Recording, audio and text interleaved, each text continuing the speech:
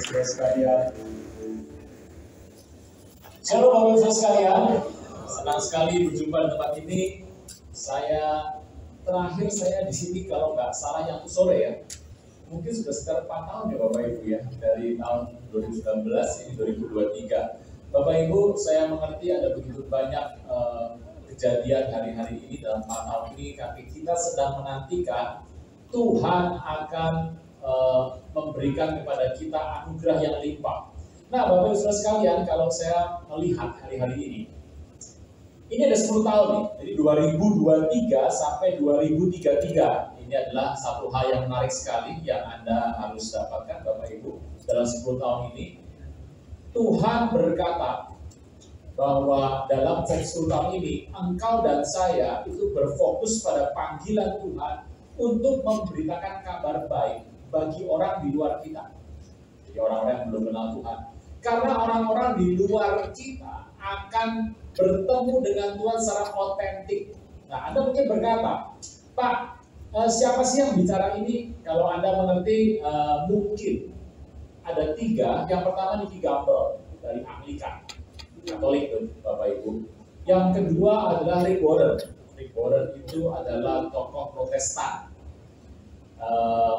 tokoh besar di sana. Yang ketiga Billy Wilson, yang kalau terlibat, tokoh karismatik Pentecost. 3 orang ini mewakili 3 golongan besar dalam Kristen. Jadi mereka itu mewakili dan mereka tuh menyampaikan satu pernyataan yang mirip, yaitu adalah bahwa dalam 10 tahun ini, kan yang berkata 10 tahun dari mana sih? Ada yang bilang bahwa 10 tahun itu adalah 2033 nanti, itu adalah peringatan 2000 tahun Tuhan meninggal. Ada yang bilang begitu. Ada yang bilang, oh tidak, itu adalah Tuhan Yesus melayani 3,5 tahun. Ada yang bilang, bukan 3,5 tahun, macam-macam Bapak Ibu. Tapi saya melihat dalam 10 tahun ini adalah pergerakan Tuhan.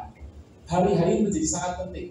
Dalam 10 tahun ini, Anda akan mengalami hal yang mungkin, saya nggak bisa Tuhan datang Bapak Ibu, Tuhan bisa datang besok, bisa datang saat 10-1 menit lagi, 10 tahun lagi Tuhan bisa datang, 5 tahun bisa datang, 15 tahun bisa datang. Tuhan bisa datang kapan saja, saya tidak bahas Tuhan akan datang. Tetapi saya akan mengatakan bahwa dalam 10 tahun ini Anda akan mengalami hal yang membuat Anda terperanjat. Bapak Ibu, Anda bisa mengerti dalam 10 tahun ini apa yang akan terjadi. Perubahan iklim. Bapak Ibu, kalau Anda melihat iklim hari-hari ini, Anda sudah tahu, Anda dan saya sudah memasuki, belum akan memasuki, sudah memasuki perubahan iklim. Anda harus bersiap-siap mengenai apa yang Anda akan dapatkan di depan nanti. Kedua, perubahan teknologi. Teknologi akan berubah dengan cepat. Anda akan melihat hal yang Anda pikir, ini nggak mungkin, ini hal yang, ini masih 50 tahun ke depan. Anda akan melihat depan mata Anda, dan itu akan dijual secara bebas. Dalam 10 tahun akan terjadi hal yang seperti itu. Berikutnya, teknologi akan maju, iklim akan berubah, dunia kesehatan akan berubah total. Industri akan berubah total, ekonomi, keuangan akan berubah total, dan politik akan berubah total. Semuanya kita akan mengalami dalam 10 tahun ini. So, 10 tahun ini Anda banyak berdoa, karena untuk orang bisa bertemu dengan Tuhan secara otentik, pasti ada pasti ada petugasnya dong. Siapa yang bertugas untuk supaya orang bisa bertemu dengan Tuhan? Anda dan saya. Bapak Ibu, ambil waktu 10 tahun ini, Anda bersungguh-sungguh berlari, singkirkan yang gak terlalu penting, supaya Anda bisa mengejar Tuhan yang terpenting. Amin. Nah, Bapak Ibu, belum khotbahnya nanti saja. Untuk kita bisa mengenal, berlari kepada Tuhan secara utuh hidup kita, ada hal-hal yang Anda harus tinggalkan. Anda tuh harus mulai berpikir 10 hal yang Anda harus tinggalkan. Anda jangan kutak-katik lagi. Kalau saya takutnya gini, kalau Anda masih kutak-katik hal itu, takutnya nanti ke depan itu adalah banyak resikonya adalah tidak selesai kerjaan Tuhan nggak selesai.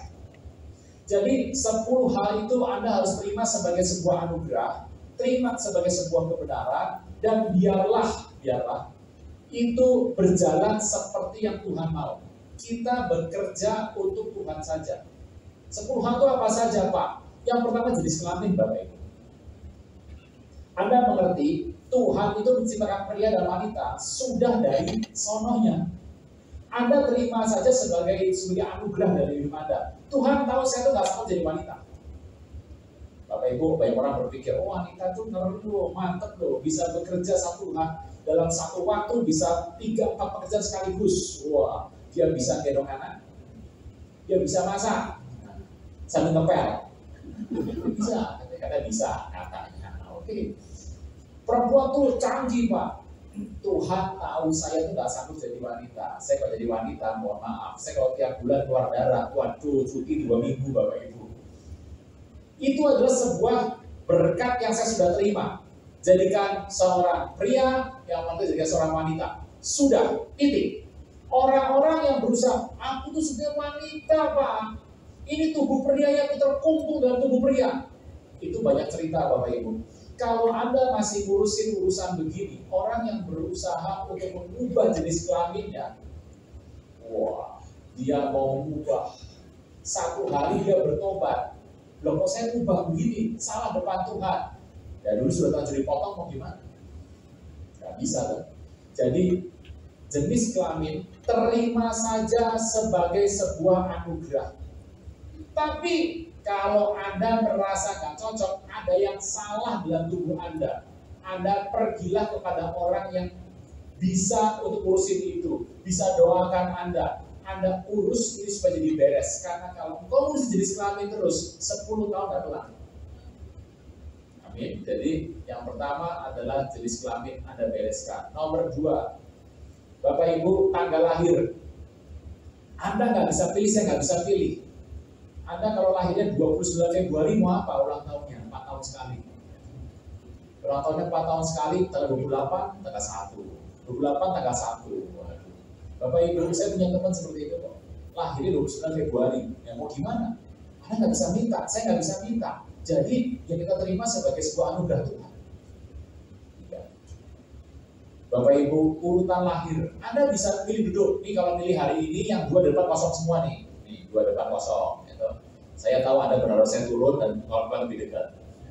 Bapak Ibu, kenapa sih dua baris ini kosong? Karena Tuhan tahu kalau Pak Pendeta itu harus siapkan kalau dia hujan, siapkan 2 kosong. Kalau ini hujan namanya. Gini, Anda boleh pilih duduk di mana, tapi urutan kelahiran Tuhan yang urus.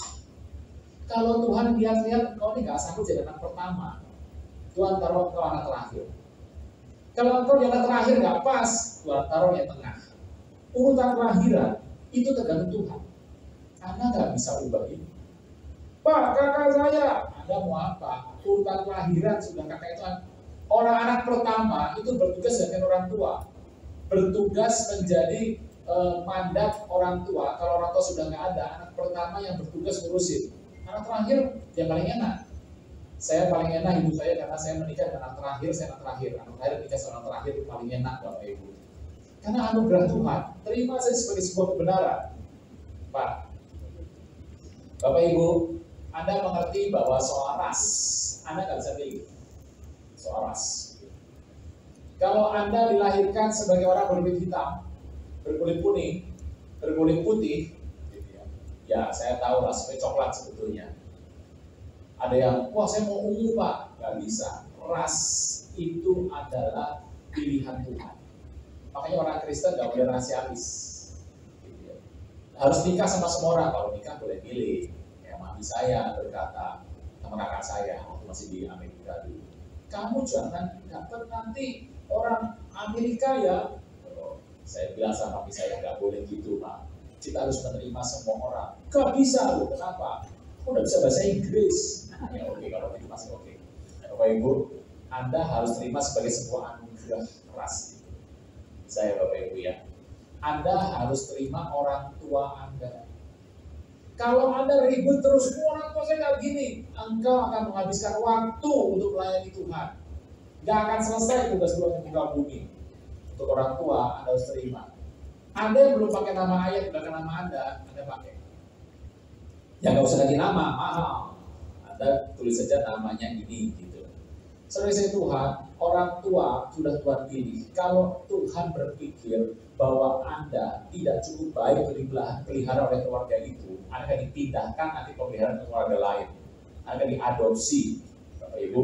Tapi itu adalah sebuah anugerah yang Tuhan berikan dalam hidup Anda dan saya. Anda terima saja, nggak usah diubah-ubah. Saya ini, nomor berapa? Ya, seterusnya gitu saja.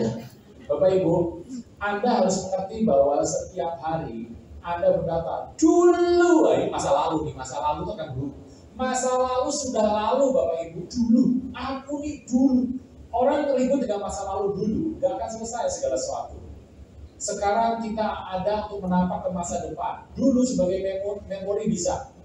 Anda menikmati pernah bersama orang ini, tapi Anda tahu, itu dulu.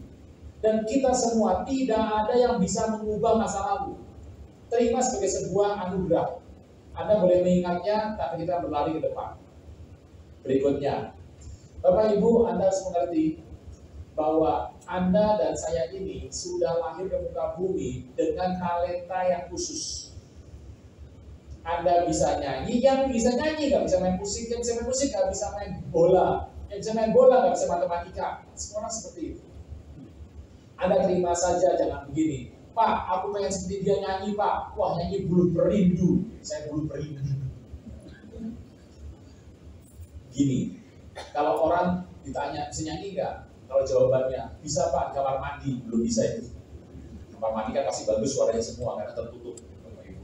Nah, Bapak Ibu, kalau Anda mengerti itu, Anda akan sadar bahwa dalam dunia ini, Tuhan sudah memberikan kepada hidup Anda. Saya.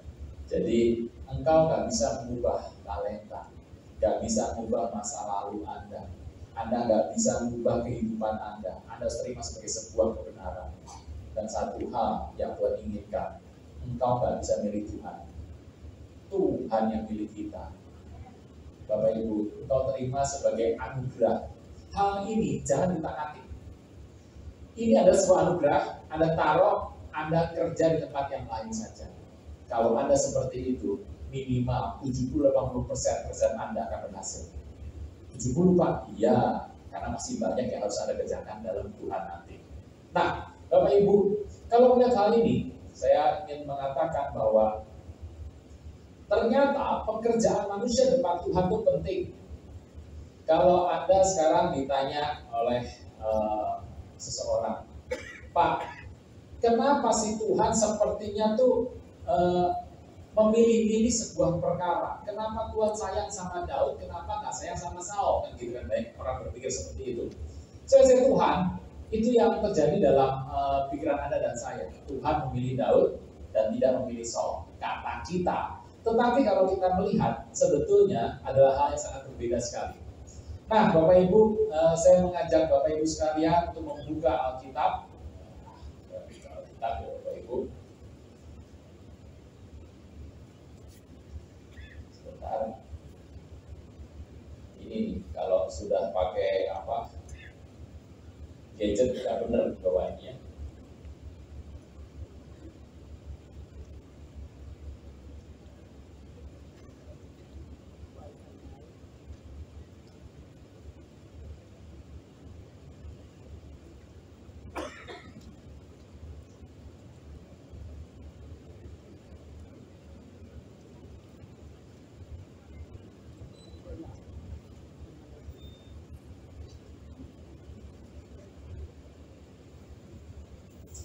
Oke, kita akan membuka dalam firman Tuhan. Tuhan berkarya dalam firman kita dalam Kisah 33. Kisah 33. Kenapa sih sepertinya Tuhan itu memilih Daud? Anda mengerti orang Israel itu punya lambang benderanya segitiga ya? Anda tahu bendera Israel ya? Segitiga atas bawah. Segitiga yang mengarah ke bawah dan ke atas. Anda tahu ya? Bapak Ibu ada mungkin bertanya-tanya, dari mana orang Israel dapat itu? Gini. Kalau Anda mengerti, Daud itu ditulis dengan DVD. Anda tahu orang Yahudi tidak pakai huruf hidup, tidak pakai huruf yang A, I, W, O, ya semuanya konsonan semua. DVD ditulisnya itu adalah D, yang V singkatannya tidak ditulis. Jadi kalau nama Daud itu tulisnya DD, gitu ya. Bapak Ibu tahu ya, Daud itu DVD, Dalet itu begini, ini Dalet nih. Jadi gitu, ada gini, Dalet ya, Dalet. V itu begini, ini gini. Gitu ya. Dan D, Dalet, D. Tapi kalau disingkat, Dalet dan Dalet. Dalet dan Dalet adalah lambang dari Raja Daud. Nah, kok bisa segitiga? Bapak harus tahu, dalam aksara Ibrani yang kuno, pakai kata Dalet dan Dalet, itu gambarnya adalah segitiga dan segitiga. Bapak Ibu, ya, segitiga dan segitiga adalah arti nama Daud, DD. Segitiga dan dua segitiga itu kalau digabung bentuknya seperti ini dan ke atas. Jadi itu bukan perisai Daud, itu bukan bintang Daud, perisai Daud, Magen David. Magen itu adalah perisai. Jadi itu yang dipakai sampai hari ini. Kok itu bisa terus kayak gitu? Kenapa? Karena mereka mengatakan raja yang pertama, Saul adalah seorang commander, panglima besar. Sebetulnya Saul tidak mengalami pengurapan raja. Daud adalah raja terbesar Israel, Daud. Dan anak Daud nanti Mesias. Ya. Mesias itu akan menjadi orang yang akan mengubah bangsa itu. Makanya lambang itu, segitiga dua itu dipakai orang Israel. Nah, Kisah Rasul 13 mengatakan, ayat 36, 22 dan 36. Tuhan berkata, setelah Saul disingkirkan, ini Alkitab seringkali bicara seperti ini, Saul disingkirkan.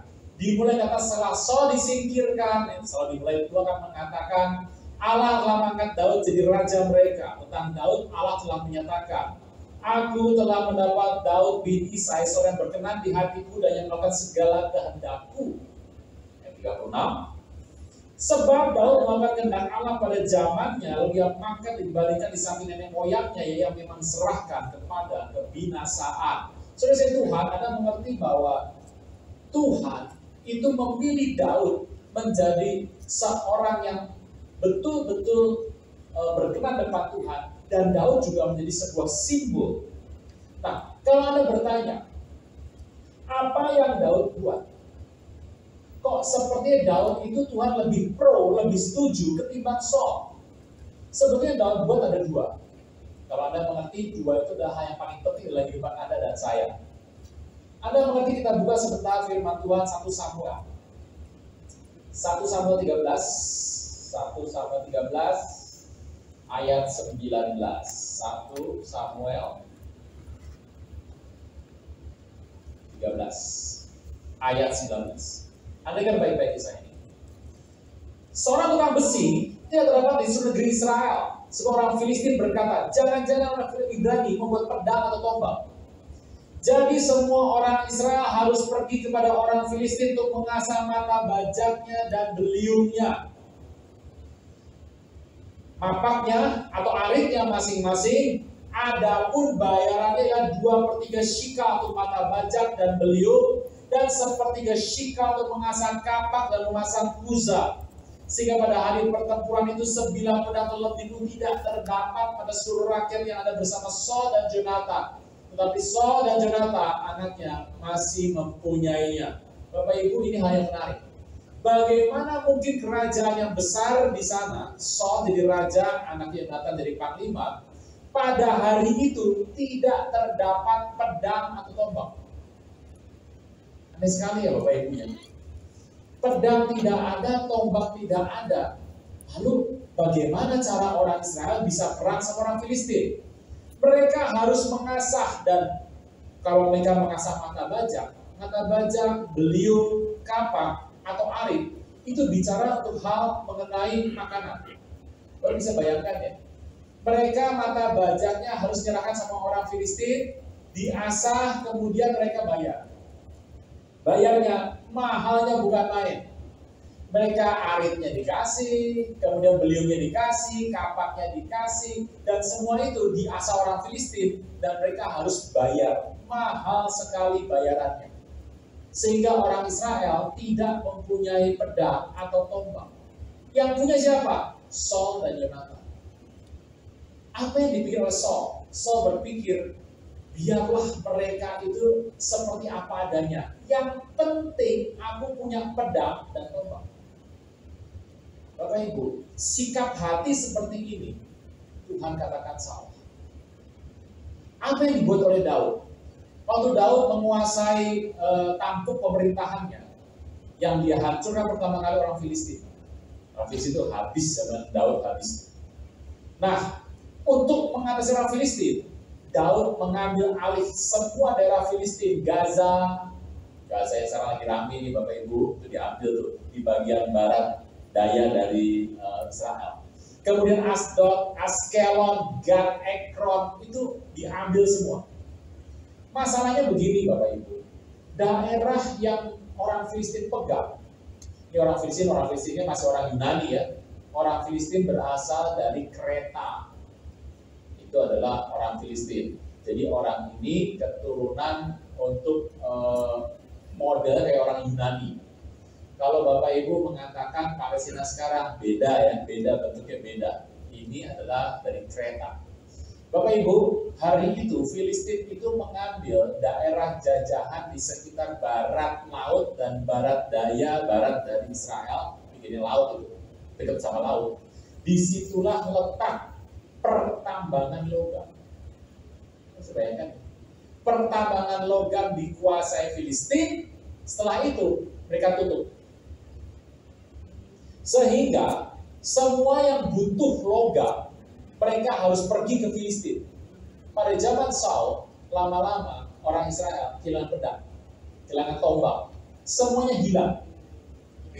Saul sama Yonatan tidak berasa. Kenapa? Karena di istana mereka masih punya dua itu.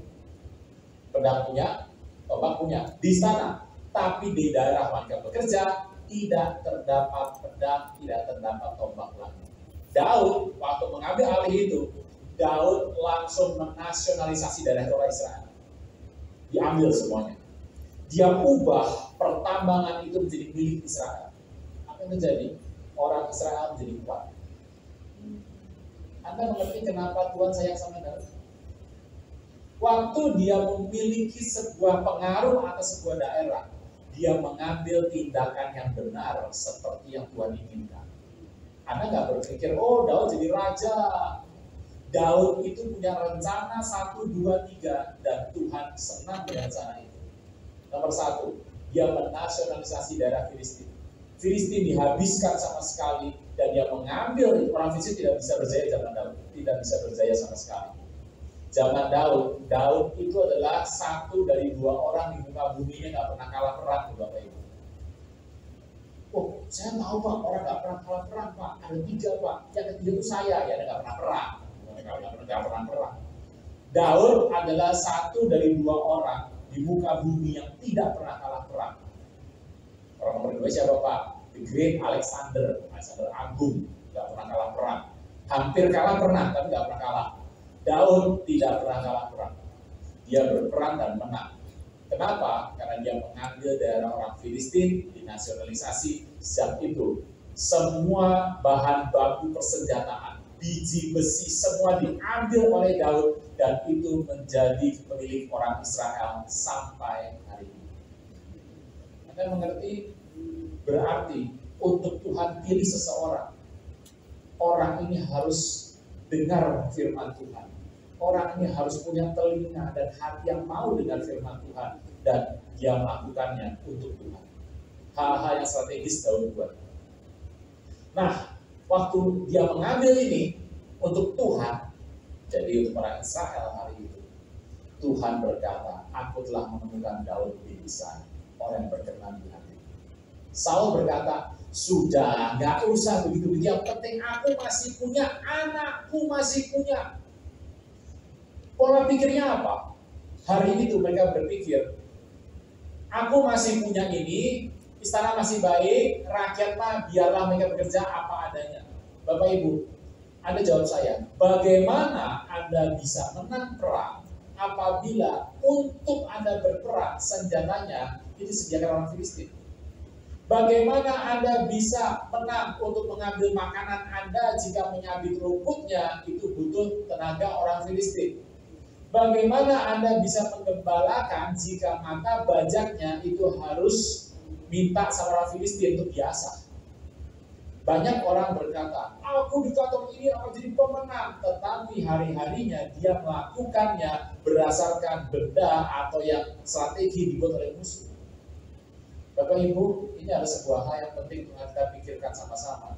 Kita tidak mungkin menang, kita tidak mungkin berhasil, tidak mungkin Tuhan sayang sama kita jika Anda masih menggunakan kekuatan musuh dalam hidup ini. Bapak Ibu, Saul dan Yonatan habis dalam peperangan. Tapi Daud, Tuhan berkenan. Apa yang dibuat oleh Daud dalam bisnisnya? Daud mengambil segala sesuatunya untuk Tuhan.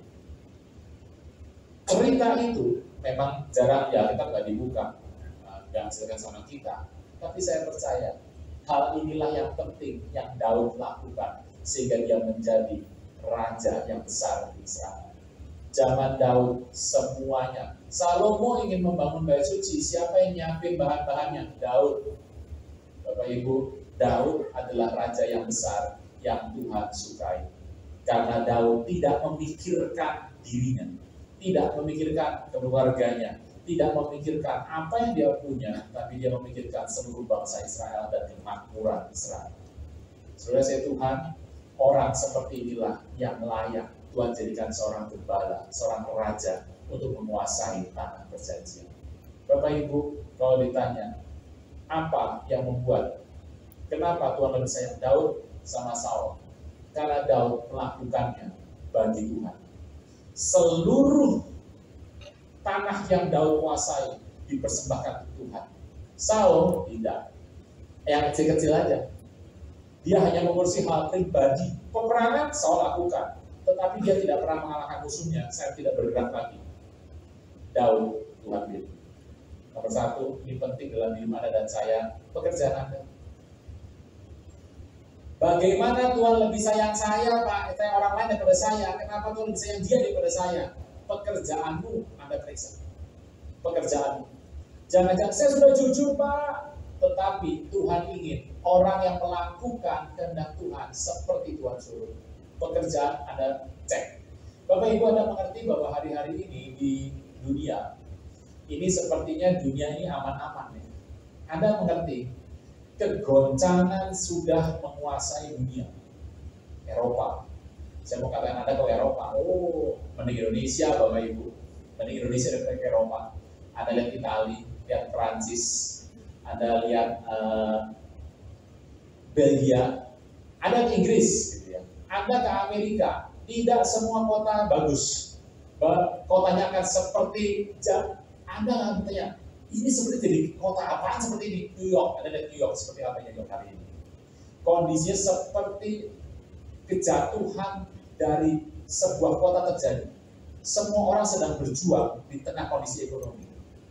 Bapak Ibu, hari ini kita bisa melihat, ini kalau orang lagi perang, Rusia sama Ukraine perang, Hamas sampai saya perang, yang bantu tuh begini-begini. Karena berat sebetulnya.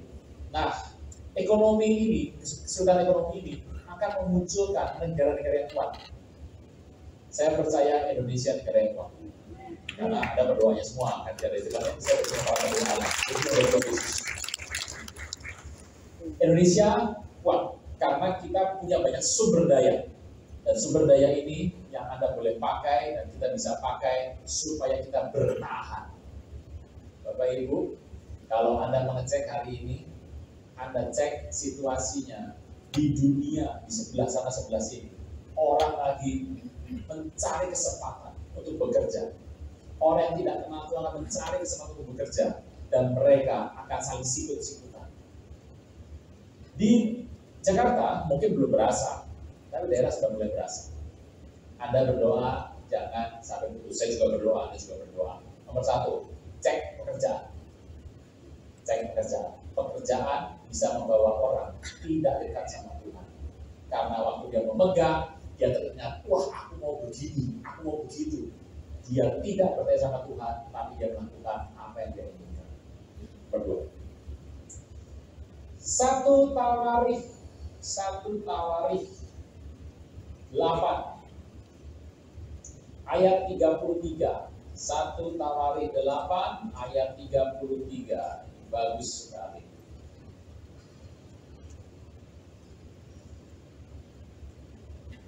Ner memperanakan Kish memperanakan Saul. Saul memperanakan ada Jonathan, Malkiswa, Abinadab, dan Isbal. Sampai situ dulu, Bapak Ibu. Yang kedua, keluarga. Dua hal ini penting dalam hidup Anda, dan pegang ya. Keluarga sama bisnis. Itu hal yang penting dalam hidup Anda. Saul, waktu dia memerintah, dia kelihatannya waktu dipilih jadi seorang raja, seorang pemerintah atas Israel. Pengurapannya bukan raja, tapi Raja Saul. Raja Saul. Waktu dia menjadi seorang raja, Saul sudah punya anak. Seperti ini, sudah punya anak, sudah punya Yonatan. Kenapa itu ada kasih nama Yonatan? Yahweh. Nathan, hadiah. Yonatan, dia kasih nama anaknya Yonatan. Dia mau berkata, ini adalah hadiah dari Yahweh. Bagus tuh. Nama anak, iman orang tua. Hati-hati ngasih nama anak. Wah, kasih nama siapa? Nama anaknya Kaleb. Bangga. Pak Pendeta artinya apa? Waduh, saya mau ngomongnya gak enak ya. Ya, itu bagus. Nah, artinya apa, Pak? Anjing. Waduh, gimana? Ya, gak usah ganti nama. Pengajar mahal. Tambahkan saja. Ya, Kaleb bertobat. Ya, itu nanti namanya begitu. Wah, gak enak. Bapak Ibu, wah, namanya siapa? Maria. Wah, Maria itu artinya dalam bahasa Mesir, Egypt, artinya love. Wah, bagus. Anda menjadi orang Mesir atau orang Israel? Orang pilihan Tuhan dong. Ya, pakai orang pilihan Tuhan. Dalam aksara Ibrani pilihan Tuhan, Maria artinya rebellion atau bitterness. Pahit. Maria pahit, Pak. Iya, pahit artinya. Ganti nama aja, Pak. Gak usah. Pakai tambahan nama saja. Maria bertobat pati. Waduh, kalau ini pakai nama hati-hati. Iya, pakai nama sekarang hati-hati. Bapak Ibu, ini nah. Saul, waktu dia jadi raja, dia sudah punya anak. Namanya adalah Yonatan. Anda dikasih tahu nama anaknya adalah hadiah Yahweh. Anda mengerti, Saul begitu merasa bahwa hidupnya adalah anugerah Tuhan. Dia merasa sebuah pangkat dari Tuhan, sebuah pengurapan daripada Tuhan. Saul tahu dia orang yang minder. Saul itu minder, Bapak Ibu, minder. Dia tinggi, tapi minder. Dia sering bersembunyi, tapi Tuhan pilih dia. Dan dia merasa ini adalah pilihan Tuhan, dan dia berkata, Tuhan, saya percaya Tuhan sudah kasih saya anugerah. Dia berkata, inilah hadiah Tuhan, anak pertama Yonatan. Nah kemudian anak yang kedua, diberikan nama Malkiswa. Malkut, rajaku.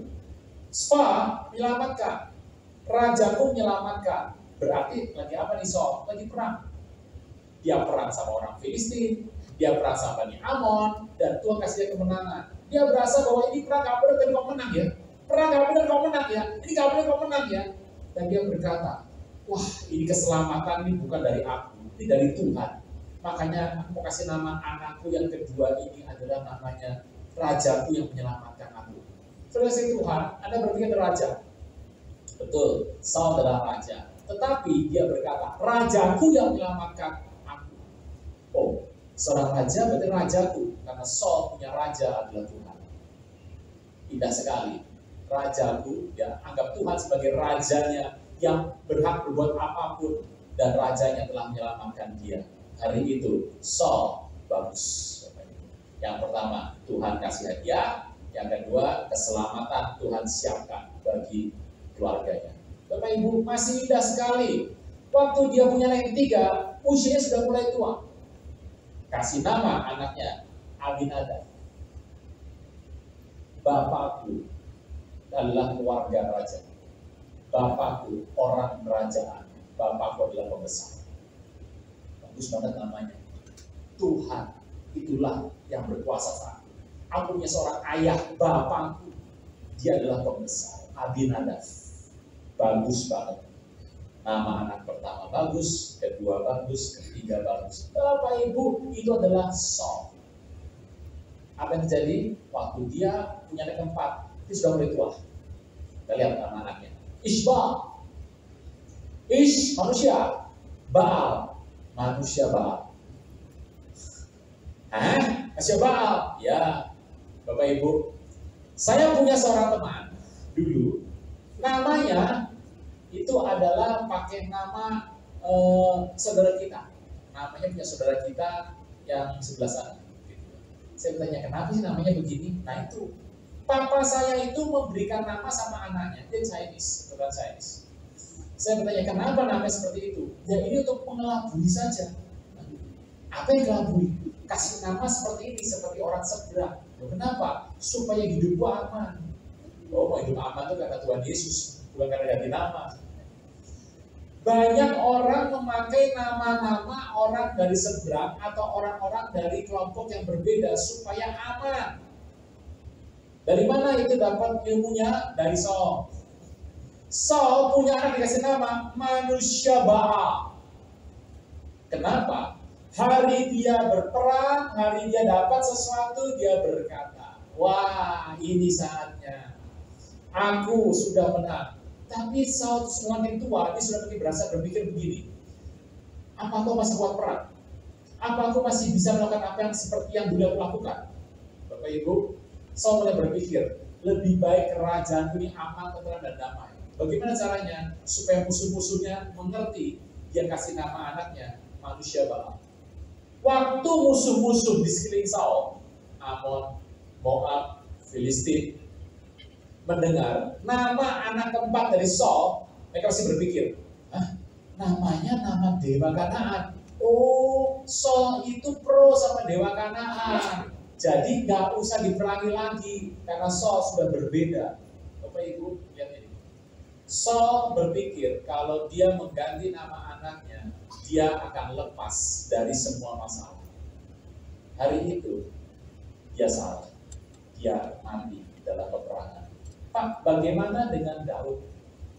Daud nama anaknya bagus semua. Jangan kelakuannya. Anak Daud itu kelakuannya parah-parah ya. Tapi namanya ada merupakan sebuah nama yang dipersembahkan bagi Tuhan. Bapak Ibu, dari hal ini Anda mengerti bahwa Daud bukan seorang tokoh yang baik. Kalau Anda mengerti hidup Daud, Bapak Ibu, keluarga jauhlah dari tentram. Gemah ripah atau tentram kertora harjo, artinya apa? Ya tentram Pak. Hidup Daud tidak seperti itu. Kalau kita melihat anak cucu Daud banyak yang saling bunuh, anaknya saling bunuh dan habis semuanya dibunuh. Tetapi kita mengerti hatinya Daud benar sama Tuhan. Kalau kita melihat contoh, Daud adalah seorang yang benar dalam Tuhan. Walaupun dalam kehidupan sebagai manusia ada banyak yang salah. Tetapi yang Tuhan inginkan adalah manusia Baal tidaklah layak hidup di hadapan Tuhan. Bapak Ibu, lihat dua hal ini. Bisnisnya dan keluarganya. Banyak orang, kalau sudah kasih nama anak, yang pertama kasih nama anak itu bagus. Nanti anak ketujuh, ya kasih nama apa aja. Nah, itu. Bapak Ibu hati-hati. Bapak Ibu, seorang nama anak adalah harapan dari orang tuanya. Hari ini, Anda mengerti Tuhan berkata sama kita, bisnis dan keluarga adalah dua hal yang paling mungkin kejatuhan manusia dibuat dari sana. Anda mengerti, Anda cek bisnis Anda. Hari-hari ini cek bisnis dengan cepat. Keluarga, cek dengan cepat. Ambil kendali di keluarga. Sebagai kepala rumah tangga Anda ambil kendali. Bereskan, set your family in order. Bereskan rumah tangga Anda. Bereskan bisnis Anda. Biarlah itu berkenan di depan Tuhan. Dan saya percaya Tuhan berkata, aku telah menemukan Daud bin Isai. Anda gak pakai nama Anda sendiri. Tuhan telah menemukan aku, orang yang berkenan di hadapan Tuhan, yang hidup menurut kehendak Tuhan. Amin. Mari berdiri.